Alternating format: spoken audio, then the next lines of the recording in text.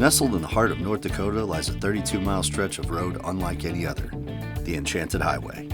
This open-air gallery features some of the world's largest scrap metal sculptures, each telling a story of creativity, community, and one man's dream.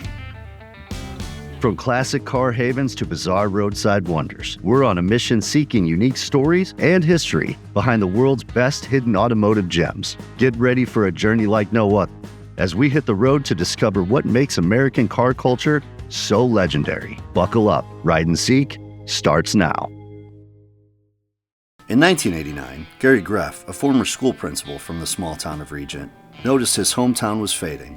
Determined to revive it, he envisioned a series of colossal sculptures to draw travelers off of Interstate 94 and into Regent. I was in education for 18 years. I was a junior high teacher and junior high principal. And in 1989, I was looking for a different principal job. I then came home and I saw the town was dying. I thought, okay, if somebody doesn't do something, these small towns are dead. To me, my seeing the dream come to life is and my feeling it hasn't come to life yet. It's like a kid growing up.